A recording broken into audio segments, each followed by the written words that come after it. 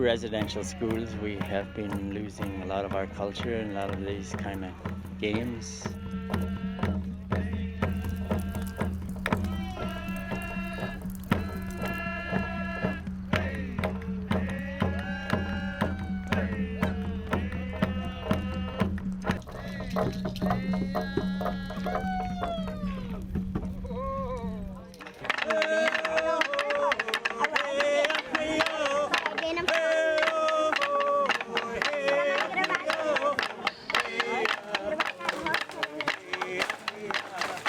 We're at the Sidewalk gathering out here in beautiful out west here in Chilcotin territory.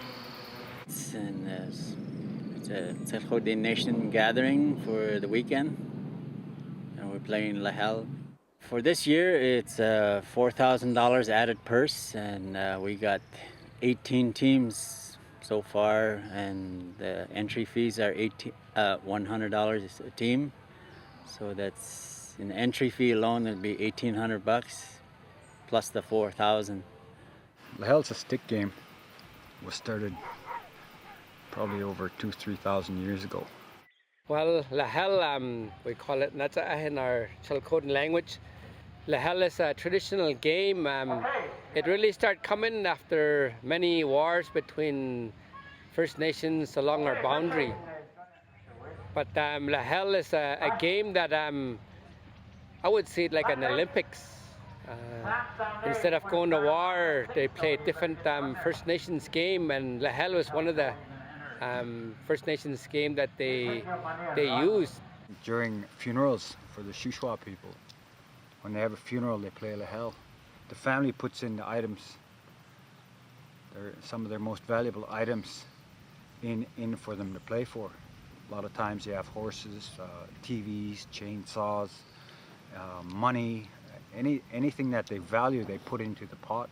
Well, in the olden days, they played Lahal after funerals. People forget that they, like put the people in better moods.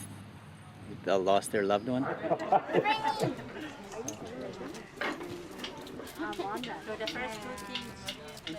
The first two teams is Thundersticks and Dangerous Trails. Get over here.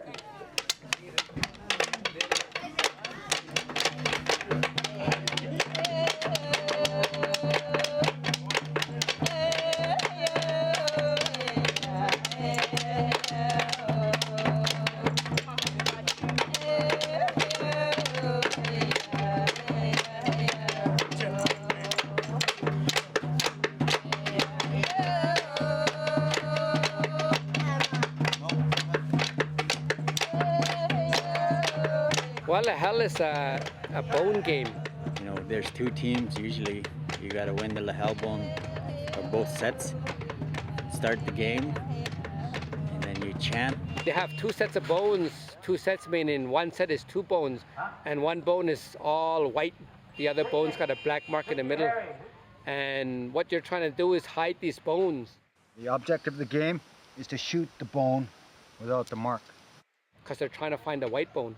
And if they don't find a white bone, you open your hand and they choose that bone with a black in the middle, then they got to give you a stick. There's 12 sticks that you play for. And every time they choose the wrong bone, you keep getting a stick. But if they choose the right bone, the white bone, you give the bones back to them and it's your turn. And you got to try to find that white bone. So traditionally what you'd do is you'd have a team. You'd have one doctor. He'd be in charge of the bones. He'd hand it out to his teammates. So after I hand out the bones, they'll probably have like maybe a minute to separate them. And once they're separated, the other team can shoot. You have to point which side. This way, point like that. On which side you think the plain bone's on, and sometimes if you go like this, then you're guessing the outside hand, and we go straight down the inside. There are a lot of hand gestures where people kind of move their hands really fast, and that's what a lot of people call a fake shot, where they go like this, and it's not really a point, but they'll move their hands in certain gestures. And what they're trying to do is they're trying to get into the other player's head. Okay, which side is the opponent? And if you're looking directly at the person that's shooting, most likely, if he goes like this, you're going to want to open your hand if he's shooting the wrong one. But if he goes like this, you're not going to want to open your hand because it's the right one. And a lot of times they kind of pick that up when they're doing the hand gestures, or they do fake shots where they turn back the finger like this, where it's no shot, but it looks like they're shooting that way, and somebody will open up and say, oh, I got him, and they'll shoot that way. So a lot of times, like I said, it's more of a fun game where if you're going to psych someone out, you don't have to go too far. You got him, eh?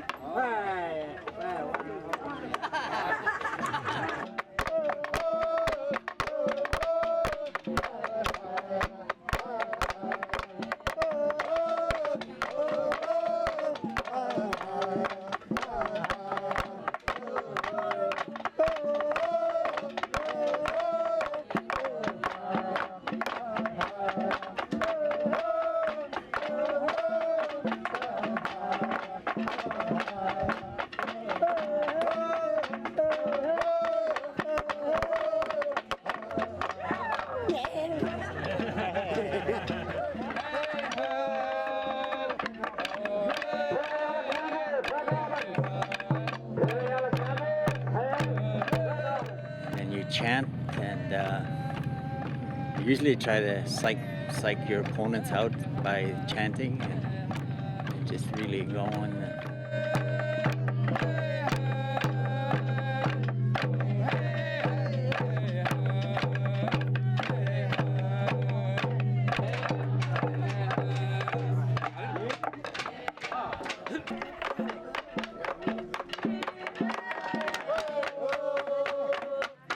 Harder you sing, I mean, if all your players are with you and you're banging your sticks, and it's really good, and you really psych your opponents out.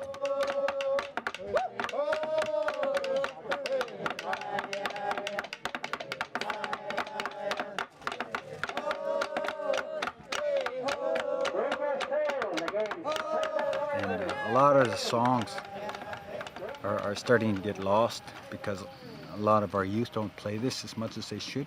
A lot of kids have lost their language, especially through residential schools. And for quite some time, Lahals were only played at funerals because the government, the residential school would say Lahal is a bad game, it's gambling. When you gamble, it's evil. The songs are a big part of the game. There are some places where I've gone where they've only sung maybe 2 songs all night because they've forgotten all the rest of the songs. And it's a huge part of the game. You know, we're losing our language. We want to keep our language, so these gatherings are having fun together, but trying to get the youth involved. Get them to play, first of all. Get them to learn the songs. And then once they start to understand that, I think that once they start to sing the songs, it'll really help them because they can relate back to the culture and traditional style for the First Nations people. Hi-oh, hi-oh, hey.